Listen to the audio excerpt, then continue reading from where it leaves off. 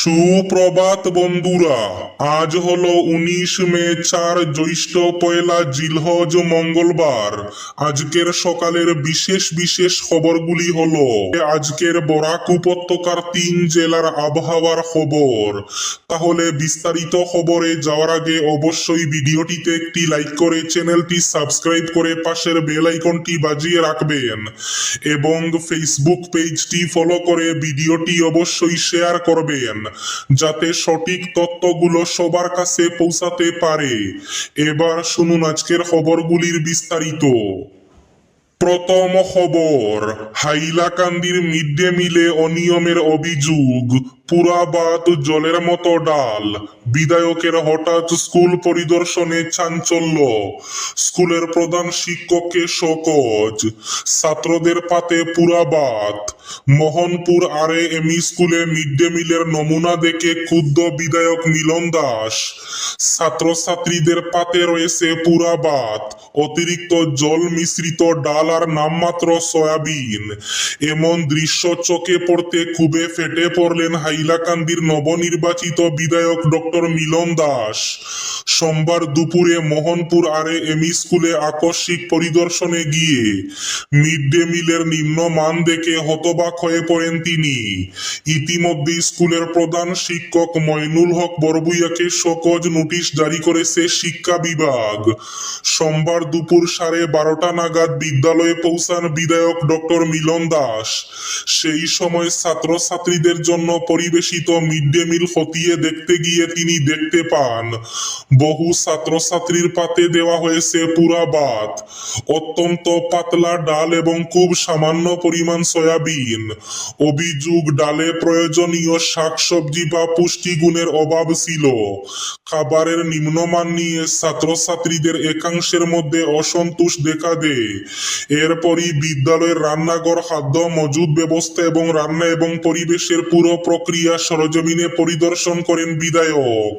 আগামীকাল 20 মে বন্ধ থাকবে শ্রীভূমির হাজার হাজার ফার্মেসি। আগামীকাল 20 মে সব ফার্মাসির বন্ধের পূর্ণ সমর্থন শ্রীভূমি ড্রাগস ডিলার অ্যাসোসিয়েশনের। এদিকে আগামীকাল হাইলাকান্দিতেও ফার্মাসি বন্ধ। সমগ্র দেশের সঙ্গে 20 মে হাইলাকান্দি, করিমগঞ্জ জেলাতেও থমকে যাবে ঔষধের বাজার।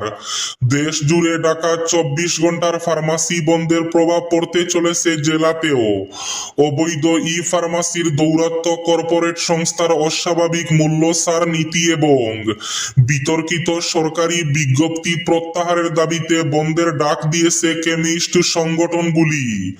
সোমবার হাইলাকান্দি জেলা কেমিস্ট এন্ড ড্রাগিস্ট অ্যাসোসিয়েশনের প্রতিনিধি দল জেলা আয়ুক্তের হাতে স্মারকপত্র তুলে দিয়ে জানিয়ে দেন বুধবার জেলার অধিকাংশ ঔষধের দোকান বন্ধ থাকবে। বদরপুর মালুয়া জালালপুর গ্রামে পুকুরের জলে স্নান করতে গিয়ে মৃত্যু হয়েছে এক যুবকের। নাম সঞ্জয় কুমার নাথ। তিনি ওই গ্রামের নরেন্দ্রচন্দ্র নাথের পুত্র। সোমবার বিকেল প্রায় 4টা নাগাদ বদরপুর থানা এলাকার মালুয়া জালালপুর গ্রামের সঞ্জয় কুমার নাথ নিজের বাড়ির পুকুরে স্নান করতে যান। দীর্ঘ সময় অতিবাহিত হলেও তিনি বাড়িতে ফিরে না আসায় পরিবারের সদস্যদের সন্দেহ হয়। পরে পরিবারের লোকজন পুকুরে খোঁজাখুঁজি শুরু করলেও সঞ্জয়ের কোনো সন্ধান মেলেনি। পরিস্থিতি উদ্বেগজনক হয়ে উঠলে খবর দেওয়া হয় বদরপুর ফায়ার এন্ড ইমার্জেন্সি সার্ভিসে। ঘটনাস্থলে পৌঁছে বদরপুর থানার পুলিশ এবং ফায়ার এন্ড ইমার্জেন্সি সার্ভিসের কর্মীরা উদ্ধার অভিযান শুরু করেন। দীর্ঘ তল্লাশির পর পুকুর থেকে উদ্ধার করা হয় সঞ্জয়ের মৃতদেহ। পরে বদরপুরের সার্কুল অফিসার ঘটনাস্থলে পৌঁছে হয়ে প্রাথমিক তদন্ত করেন। এরপর মৃতদেহটি ময়না তদন্তের জন্য শ্রীভূমি জেলা হাসপাতালে পাঠানো হয়। রেলে কাটা পড়ে মর্মান্তিক মৃত্যু ঘটল কালীগঞ্জের এক কিশোরের। কালীগঞ্জ এলাকার সৈকুট গ্রামের আলাউদ্দিনের পুত্র ইমরান হোসেন গত রাত 1টা নাগাদ গড় থেকে নিখোঁজ হয়ে আর গড়ে ফেরেনি। সোমবার সকালে তার বাড়িতে খবর আসে যে কালীগঞ্জের পশ্চিমে সুপ্রাকান্দিতে রেল লাইনে কাটা একটি দেহ পড়ে রয়েছে। পরিজনরা তড়িঘড়ি ঘটনাস্থলে উপস্থিত হয়ে দেখেন রেলে কাটা দেহটি ইমরানের। পরে অসম পুলিশ ও রেল পুলিশের সহযোগিতায় ইমরানের দেহ ঘটনাস্থল থেকে উদ্ধার করে ময়না তদন্তের জন্য করিমগঞ্জ সিভিল হাসপাতালে পাঠিয়ে দেওয়া হয়। ময়না তদন্ত শেষ এদিন বিকেলেই মরদেহ কবরস্থ করা হয়। এদিকে পারিবারিক সূত্রে জানা গেছে ইমরান জন্মলগ্ন থেকেই মানসিক রোগী। ভুয়ো ওয়েবসাইট থেকে সাবধান। 1 জুন থেকে পশ্চিমবঙ্গে 3000 টাকা করে পাবেন মহিলারা। সরকারি বাসে মহিলাদের যাত্রাও ফ্রি। সিদ্ধান্ত মন্ত্রিসভার বৈঠকে। পশ্চিমবঙ্গে বিজেপি সরকারের নির্বাচনী প্রতিশ্রুতি অনুযায়ী 1 জুন থেকে অন্নপূর্ণা ভান্ডার প্রকল্পের সুবিধা পাবেন মহিলারা। বিজেপি সরকার গঠনের মাত্র 9 দিনের মাথায় সোমবার দ্বিতীয় মন্ত্রিসভার বৈঠকের পর রাজ্যের নারী ও শিশু কল্যাণ মন্ত্রী অগ্নিমিত্রা পাল এই ঘোষণা করেছেন। মুখ্যমন্ত্রী শুভেন্দু অধিকারী আগেই এই প্রকল্প কার্যকর করার কথা বলে দিয়েছিলেন। মন্ত্রী অগ্নিমিত্রা এদিন সবিস্তারে জানান, এতদিন পর্যন্ত যারা লক্ষ্মীর ভান্ডার পেয়েছেন তারা সকলেই অন্নপূর্ণা ভান্ডারের 3000 টাকা করে পাবেন। শিলচর গৌহাটি রুটের একটি ট্রেনে এক প্রবীণ মহিলাকে ঘিরে তল্লাশি ও জিজ্ঞাসাবাদের একটি ভিডিও সামাজিক মাধ্যমে ভাইরাল হওয়ায় ব্যাপক বিতর্কের সৃষ্টি হয়েছে। ভাইরাল ভিডিওতে দেখা যায় নিজেকে শিলচরের রাঙ্গিরহাড়ি থানার এক পুলিশ আধিকারিকের স্ত্রী বলে পরিচয় দেওয়া এক মহিলা এবং তার সঙ্গে থাকা কয়েকজন যুবক ওই প্রবীণ মহিলার ব্যাগ তল্লাশি করছেন। ভিডিওতে দেখা যায় মহিলার ব্যাগ থেকে কোনো সন্দেহজনক বস্তু উদ্ধার হয়নি, বরং সেখানে কাপড় চোপড়, কিছু খাদ্য সামগ্রী, শুকনো মাছ, চাল এবং টিফিনে রাখা রুটি পাওয়া যায়। সামাজিক মাধ্যমে ছড়িয়ে পড়া তথ্য অনুযায়ী ওই প্রবীণ মহিলা সম্ভবত নাগাল্যান্ডের উদ্দেশ্যে যাত্রা করছিলেন। তবে তার প্রকৃত পরিচয়, যাত্রার উদ্দেশ্য বা নাগরিকত্ব সম্পর্কে এখনো পর্যন্ত সরকারিভাবে কোনো নিশ্চিত তথ্য প্রকাশ করা হয়নি। ঘটনাকে কেন্দ্র করে একাধিক প্রশ্ন উঠতে শুরু করেছে। সাধারণ যাত্রী বা ব্যক্তির কি আইনত অন্য যাত্রীর ব্যাগ তল্লাশি করার অধিকার রয়েছে? যদি কোনো সন্দেহ থেকেই থাকে তাহলে রেলওয়ে প্রোটেকশন ফোর্স বা গভর্নমেন্ট রেলওয়ে পুলিশের সাহায্য নেওয়া হয়নি কেন? এছাড়াও রাঙ্গিরহাড়ি পুলিশ কর্মীর পরিবারের পরিচয় ব্যবহার করা হয়ে থাকলে তা কতটা সত্য, এবং যদি ভুয়া পরিচয় ব্যবহার করা হয়ে থাকে তবে তার উদ্দেশ্যই বা কি, তা নিয়ে প্রশ্ন উঠেছে। সচেতন মহলের মতে আইন শৃঙ্খলা রক্ষাকারী বাহিনীর পরিচয় ব্যবহার করে ব্যক্তিগত তল্লাশি চালানো বা জনসমক্ষে কাউকে অপমান করা গুরুতর আইনি এবং সামাজিক প্রশ্নের জন্ম দিতে পারে। চরের মুসলমানদের সমর্থন ছাড়া সংখ্যালঘু হবে অসমিয়ারা, বললেন বসন্ত গোস্বামী। জনগণনায় 2য় শ্রেণীর নাগরিক হওয়ার আশঙ্কা সাহিত্য সভার সভাপতির। একমত নয় আসু, সমর্থন কংগ্রেস তৃণমূলের। চরের বাসিন্দা মুসলমানদের সমর্থন ছাড়া অসমিয়া ভাষা বিপন্ন। জনগণনায় 2য় শ্রেণীর নাগরিকে পরিণত হবেন অসমিয়ারা। দেশ জুড়ে জনগণনা শুরু হওয়ার মুখে অসমিয়া ভাষার অস্তিত্ব রক্ষায় চরের মুসলমানদের সমর্থন চেয়ে এক নতুন বিতর্ক সৃষ্টি করলেন অসম সাহিত্য সভার সভাপতি বসন্ত কুমার গোস্বামী। আসু থেকে শুরু করে বিজেপি, বিভিন্ন অসমিয়া জাতীয়তাবাদী দল সংগঠন সাহিত্য সভার অবস্থানের সমালোচনা করেছে। অসম সাহিত্য সভার উদ্যোগে এবং চরচাপড়ি ভাষা সাহিত্য সংস্কৃতি পরিষদের উপসমিতির সহযোগিতায় বরপেটায় সংখ্যালঘু অধ্যুষিত কোয়াকুচিতে চলছে বিদ্যায়তনিক এবং সাংস্কৃতিক সমারোহ। সেই সমারোহে যোগ দেন অসম সাহিত্য সভার সভাপতি বসন্ত কুমার গোস্বামী। সেখানে সাংবাদিকদের তিনি বলেন, মুসলমান মানেই বিদেশি নয়।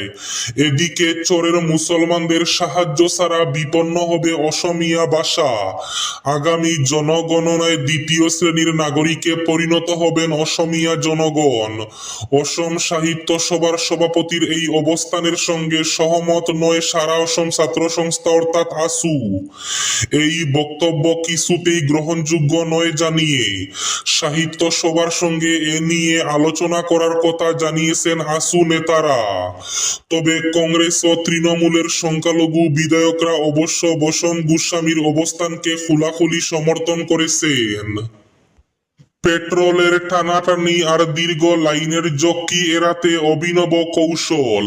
গুড়ায় চড়েই জনগণনার কাজে ঝাড়খণ্ডের শিক্ষকের কাণ্ডে শোরগোল। পেট্রোলের টানাটানি আর দীর্ঘ লাইনের জকি এড়াতে মোটর বাইকের বদলে গুড়াকেই ভরসা করলেন ঝাড়খণ্ডের এক সরকারি স্কুল শিক্ষক। জনগণনার কাজ করতে গুড়ার চেপে গ্রামে গ্রামে ঘুরছেন তিনি। ঘটনাটি ঝাড়খণ্ডের গড়োয়া জেলার দুর্কি ব্লকের তাঁতিডিরি গ্রামের। সেখানকার উচ্চ বিদ্যালয়ের সহকারী শিক্ষক মুন্না প্রসাদ গুপ্ত জনগণনার দায়িত্ব পালন করতে গিয়ে অভিনব এই উপায় বেছে নিয়েছেন। মুন্নার কথায় পেট্রোল সহজে পাওয়া যাচ্ছিল না, পাম্পে দীর্ঘ লাইন ছিল, তাই সময় নষ্ট না করে অন্য উপায় ভাবলাম। বহু বছর ধরে আমাদের পরিবারে এই ঘোড়াটি রয়েছে, তাই সেটিকেই কাজে লাগানোর সিদ্ধান্ত নেই। আজকের বরাক উপত্যকার 3 জেলার আবহাওয়ার খবর। আজ বরাক উপত্যকার 3 জেলার আকাশ মেঘলার পাশাপাশি বৃষ্টির পূর্বাভাস। শিলচর কাছাড়ে আজ সর্বোচ্চ তাপমাত্রা থাকবে 32 ডিগ্রি সেলসিয়াস এবং সর্বনিম্ন তাপমাত্রা থাকবে 23 ডিগ্রি সেলসিয়াস। শ্রীভূমি তথা করিমগঞ্জ জেলায় আজ সর্বোচ্চ তাপমাত্রা থাকবে 31 ডিগ্রি সেলসিয়াস এবং সর্বনিম্ন তাপমাত্রা থাকবে 22 ডিগ্রি সেলসিয়াস।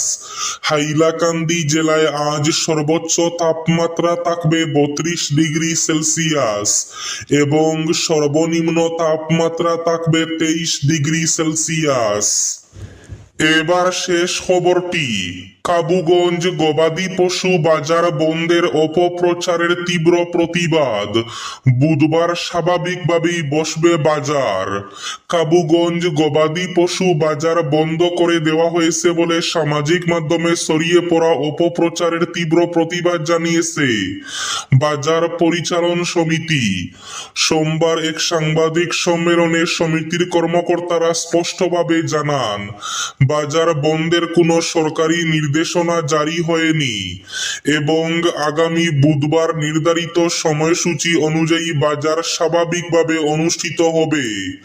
তারা জানান, কাবুগঞ্জ গবাদি পশু বাজার কাছাড় জেলা পরিষদের নির্ধারিত নিয়ম নীতি মেনেই পরিচালিত হচ্ছে। বাজার বন্ধ করার বিষয়ে প্রশাসনের পক্ষ থেকে কোনো নির্দেশ না আসায় সাপ্তাহিক নির্ধারিত সূচি অনুযায়ী বাজার চালু থাকবে। এই ছিল আজকের সকালের বিশেষ খবরগুলি। ভিডিওটি অবশ্যই লাইক করে শেয়ার করে দেবেন।